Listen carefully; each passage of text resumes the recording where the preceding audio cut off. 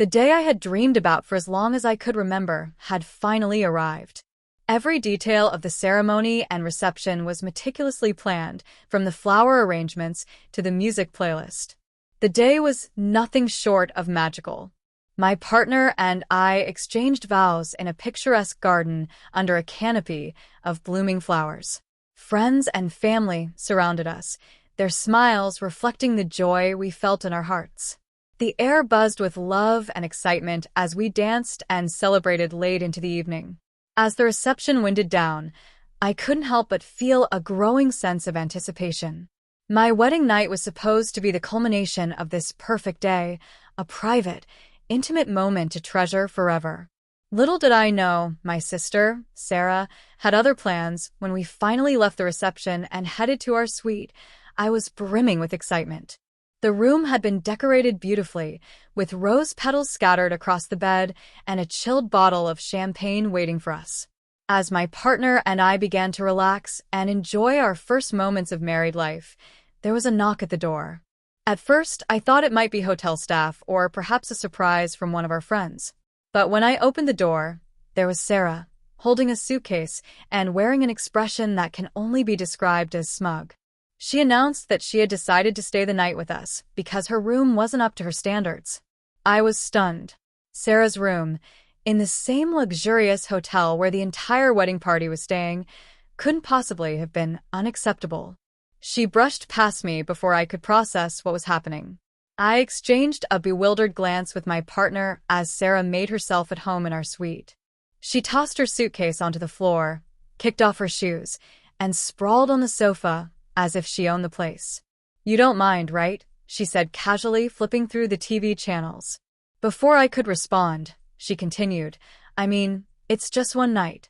You two have a lifetime to spend together. Plus, I'm family." Her words stung. This wasn't a casual overnight visit. This was our wedding night, a once-in-a-lifetime occasion that she was intruding upon. I tried to keep my composure, calmly explaining that we'd planned for this evening to be private. Sarah waved me off, insisting I was being dramatic. "Relax," she said with a laugh. "You'll barely notice I'm here." But it was impossible not to notice. Sarah proceeded to unpack snacks, scattering crinkling wrappers across the coffee table. She flipped through her phone, playing videos at full volume. She even asked us to hurry up and finish our champagne so she could have a glass. My partner and I sat frozen, unsure how to handle the sheer audacity of the situation. As the hours ticked by, I tried every tactic to get her to leave. I suggested she speak to the front desk about changing rooms. I offered to help her pack her things and find another solution. I even hinted strongly that we'd appreciate some privacy. But Sarah dismissed every suggestion with an eye roll or a snarky comment. "You're overthinking this," she said at one point, lounging on the sofa with a bag of chips in hand. "It's not like I'm in your bed. You're making this a bigger deal than it is." Her complete lack of awareness left me speechless. My partner, ever the diplomat, tried to lighten the mood by suggesting we all call it a night. But Sarah wasn't done. She turned up the TV volume, saying she needed to unwind after a stressful day. I felt my dream wedding night slipping away, replaced by an unrelenting sense of frustration and helplessness. The emotions bubbling inside me ranged from anger to disbelief to profound sadness. This night was supposed to be a celebration of love and unity, yet here I was, sharing it with someone who seemed determined to make it about herself. Eventually, I retreated to the bedroom with my partner, leaving Sarah in the living area. I tried to salvage the evening, but the tension was palpable. Every laugh or whispered word felt forced, overshadowed by the knowledge that Sarah was just a few feet away, obliviously disrupting what should have been a sacred moment. At one point, I heard her on the phone, loudly recounting details of the reception to a friend. "Oh, it was gorgeous," she said, her voice carrying through the walls. "But you won't believe where I'm staying tonight. In their suite." Can you imagine? "They're probably so grateful I'm here to keep them company." Grateful? The audacity of her words sent a fresh wave of anger coursing through me. I wanted to march into the living room and demand she leave, but I knew it would only escalate the situation. Instead, I lay in bed, tears streaming down my face as my partner held me close. That night, sleep was elusive. I couldn't stop replaying the events of the day, the perfect moments now overshadowed by Sarah's selfishness. Was this jealousy? A cry for attention? Or was she genuinely oblivious to the significance of her actions? I didn't know, and at that moment I didn't care. All I knew was that my dream wedding night had been turned into a nightmare. The next morning, Sarah greeted us with a cheerful good morning as if nothing had happened. She helped herself to coffee and chatted about her plans for the day, completely unaware of the tension hanging in the air. When she finally left, I felt a mix of relief and lingering anger. The damage had been done, and no amount of cheerful banter could erase the memory of her intrusion. The moment I realized what Sarah had done, an overwhelming mix of emotions swept over me. It wasn't just anger or sadness. It was an intricate web of betrayal, disbelief, and a piercing sense of loss. My sister, the person who had been by my side through every milestone in life, had turned what should have been the happiest night of my life into an emotional battleground. Sitting on the edge of the bed, my wedding gown still brushing the floor, I tried to process it all. My partner was there, their reassuring hand on my shoulder, but even their presence couldn't immediately quell the storm inside me. Why? The word escaped my lips before I even realized I was speaking. Why would Sarah do this? Why would she think it was okay to intrude on a night so personal, so sacred? Questions swirled in my mind, each one cutting deeper than the last. The gravity of her actions began to sink in as I replayed the events in my head. From the moment she barged into the suite, carrying her emotional baggage like a wrecking ball, to the way she dismissed my subtle attempts to set boundaries. It wasn't just her presence that hurt, it was the blatant disregard for what the night meant to me and my partner. She'd chosen to make it about her, shattering the magical atmosphere we had worked so hard to create. I felt a surge of anger, hot and unrelenting. This wasn't just a minor annoyance or a sibling misunderstanding. It was a deliberate act of selfishness, and it had robbed me of something I could never truly get back: my wedding night. I clenched my fists, the delicate lace of my gown pressing into my palms. My partner, sensing my turmoil, spoke softly. "Let's talk about it," they said. "Get it all out. Don't let this fester." Their calmness was a lifeline, pulling me back from the edge of an emotional abyss. I started talking, pouring out everything I was feeling. The words tumbled out in a flood: my disappointment, my hurt, my confusion. My partner listened intently, their eyes filled with empathy and understanding. They didn't try to fix it or offer cliched reassurances. They simply held space for me to feel everything I needed to feel. As the initial wave of anger subsided, it was replaced by a deep, aching sadness. Sarah's actions felt like a betrayal of trust, a violation of the bond we had shared our entire lives. I thought about all the moments we had supported each other. The late-night phone calls, the shared secrets, the way she had cried during my wedding vows. And now this. It wasn't just about the wedding night. It was about what her actions represented. It felt as though she had put her own needs and insecurities above our relationship, above my happiness. That realization cut deeper than I expected. I'd always thought of Sarah as my ally, my confidant. But in that moment, she felt like a stranger. Despite my own pain, I couldn't help but wonder what had driven her to act this way. Was it jealousy? Loneliness? A cry for attention? As much as I wanted to be angry, I also felt a pang of guilt. Had I missed the signs that she was struggling? Had I been so caught up in my own happiness that I failed to see hers crumbling? The conflicting emotions were exhausting. One minute, I wanted to confront her, to demand answers and make her understand the depth of her betrayal. The next, I wanted to retreat, to protect myself from further hurt. It felt like an internal tug-of-war, and I didn't know which side would win. My partner's voice broke through my thoughts. "You don't have to decide anything right now," they said gently. "Take your time. Feel what you need to feel. We'll figure out together." Their words were a balm, reminding me that I wasn't alone in this. We were a team, and we would navigate this betrayal together. For the first time since the night began to unravel, I felt a glimmer of hope. It wasn't much, but it was enough to hold on to. As the hours passed, my emotions began to settle into a quieter, more reflective state. I still felt hurt, but I also felt a determination to address what had happened. Ignoring it wouldn't make it go away. I needed to understand Sarah's actions and decide how to move forward, not just for myself, but for the sake of our relationship. Over the next few days, I replayed the events in my mind, dissecting every detail. I thought about Sarah's demeanor when she walked into the suite, the look in her eyes as she dismissed my polite requests for privacy. It wasn't just thoughtlessness. There was a rawness to her actions, as though she was acting out of some deep-seated pain. That realization didn't excuse her behavior, but it added a layer of complexity to my feelings. I couldn't deny the bond we had shared all our lives, and I didn't want this one night to completely shatter it. One evening, as my partner and I sat together discussing our next steps, they said something that struck a chord. Maybe she needs help expressing what she's going through. It doesn't justify what she did, but it might explain it. Their insight stayed with me. Could it be that Sarah's actions were a cry for help? Had I overlooked something in her life that needed attention? I resolved to speak with her, not just to confront her, but to truly understand what had led her to behave this way. But I also knew I had to approach the conversation with firm boundaries. I couldn't let her emotions overshadow the fact that she had hurt me deeply. The conversation, when it finally happened, was as tense as I had anticipated. Sarah was defensive at first, her arms crossed tightly over her chest. "I don't see what the big deal is," she said, her voice laced with defiance. "I just wanted to be there for you." Her words stung, but I remained calm.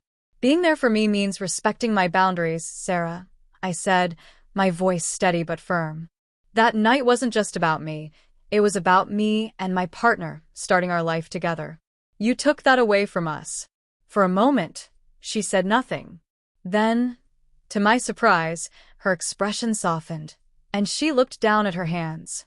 "I guess I didn't think about it that way," she admitted quietly.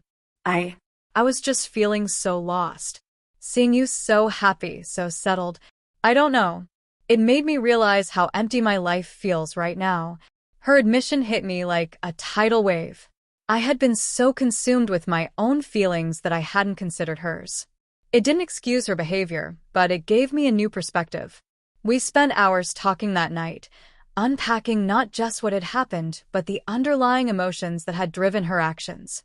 By the end of it, I felt a tentative sense of closure. We weren't completely healed, but we were on the path to understanding each other again. Facing the betrayal wasn't easy. It forced me to confront my own pain while also making space for Sarah's. But in the end, it strengthened my relationship with both her and my partner. It reminded me of the importance of communication, empathy, and boundaries. Most of all, it showed me the resilience of love, both romantic and familial, to weather even the most unexpected storms, reclaiming my night. The next morning, after Sarah finally left the suite, my partner and I sat in silence, sipping the lukewarm coffee she had so casually helped herself to earlier. The remnants of her presence were everywhere. The crinkled chip bags, the faint smell of her perfume lingering in the air, and the emotional weight she had left behind. But as I looked into my partner's eyes, I felt a surge of determination. This was not how our wedding night story was going to end. "We're taking it back," I said firmly, gripping my partner's hand. They nodded, their face lighting up with the same resolve I felt. "Let's make it ours again." The first step was reclaiming the space. Together, we cleared away the mess Sarah had left behind. Every crumpled wrapper and misplaced item went into a trash bag. The act of cleaning felt symbolic, as though we were sweeping away her intrusion and reclaiming our sanctuary. I fluffed the pillows, arranged the roses on the bed, and relit the candles that had burned out during the night. My partner queued up our favorite playlist, filling the room with soft, romantic music. By the time we were done, the suite felt like it belonged to us again, a space infused with our love and energy. But it wasn't enough just to clean. We needed to make new memories to overwrite the bitterness of the night before. I suggested we order breakfast in bed, something indulgent and celebratory. We called room service and requested everything that caught our eye: pancakes stacked high with syrup, crispy bacon, fresh fruit, and mimosas to toast to our future. As we waited for the food to arrive, we took turns recounting our favorite moments from the wedding. The way the sun had perfectly illuminated the garden during our vows, the laughter shared during the toasts, the joy on everyone's faces as we danced the night away. Reliving those memories helped shift the focus back to the beauty of the day and reminded us why we were celebrating in the first place. When the food arrived, we shared it picnic-style on the bed, feeding each other bites of syrupy pancakes and stealing kisses between sips of champagne. It felt decadent, intimate, and perfect, a moment that was uniquely ours. For the first time since the night before, I felt the knot in my chest begin to unravel. Laughter replaced tension, and the love between us filled the room like sunlight breaking through clouds. After breakfast, we decided to spend the rest of the day indulging in each other. We booked a couples massage at the hotel spa, letting the skilled hands of the therapists work away the stress and frustration. The calming ambience and soothing scents helped us reset, both physically and emotionally. By the time the session ended, we were both completely relaxed, ready to fully embrace the new chapter of our lives together. Later that afternoon, we took a walk along the beach, hand in hand. The salty breeze and the rhythmic sound of the waves provided the perfect backdrop for heartfelt conversation. We talked about our dreams for the future, the adventures we wanted to embark on, and the family we hoped to build. Each step we took felt like a symbolic move forward, away from the hurt and toward the life we were creating together. As the sun dipped lower in the sky, casting golden hues over the ocean, we decided to stop by a nearby beachside cafe. Over cups of rich coffee and decadent slices of chocolate cake, we continued to pour our hearts out. The intimacy of those conversations, under the open sky with the sound of waves in the background, felt like a balm for the lingering sting of Sarah's actions. It was as if the universe was reminding us that love and connection could heal even the deepest of wounds. When we returned to the suite that evening, it was time for a true do-over of our wedding night. I had an idea to elevate the evening further. We wrote each other love letters. Sitting across from each other, with soft candlelight flickering around the room, we took our time crafting heartfelt messages. These weren't just letters about our wedding day. They were about our journey, our dreams, and the promises we were making to one another. Reading those letters aloud to each other was one of the most moving moments of my life. My partner's words brought tears to my eyes, and I saw the same emotion reflected in theirs as I read mine. In that moment, it felt as though we were wrapping ourselves in a cocoon of love, shutting out the world and focusing solely on each other. The rest of the evening was spent in each other's arms, sharing whispered promises and lingering kisses. We danced slowly to the music still playing softly in the background, savoring every step, every touch. The love we made that night was different. It was imbued with resilience, gratitude, and a deep understanding of what it meant to overcome challenges together. By the time the sun rose the following morning, I no longer felt the weight of Sarah's intrusion. Instead, I felt a profound sense of gratitude for my partner and the love we shared. We had faced an unexpected challenge and emerged stronger, more united than ever. Our wedding night may not have gone as planned, but in the end, it became a testament to the strength of our bond and our ability to turn adversity into something extraordinary. Reclaiming our night wasn't just about salvaging a ruined evening. It was about asserting our love and prioritizing what truly mattered. It was a reminder that no matter what life throws our way, we have each other, and that is more than enough. And as I lay in bed that morning, wrapped in the warmth of my partner's embrace, I knew that our story was only just beginning, and it was already shaping up to be the adventure of a lifetime. Learning and forgiveness. In the weeks that followed, I reflected on the experience and the lessons it had taught me. While Sarah's actions had hurt me deeply, they also reinforced the importance of resilience and perspective. My partner and I emerged stronger from the ordeal, more united than ever in our commitment to each other. Eventually, Sarah and I had a heartfelt conversation about what had happened. She apologized, admitting that she hadn't considered the impact of her actions. It wasn't an easy conversation, but it paved the way for healing and forgiveness. Family relationships can be messy, but they're also worth fighting for.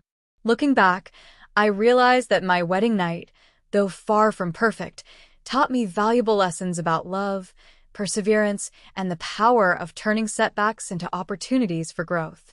It's a story I'll carry with me forever, not as a tale of betrayal, but as a testament to the strength of my marriage and the resilience of the human spirit.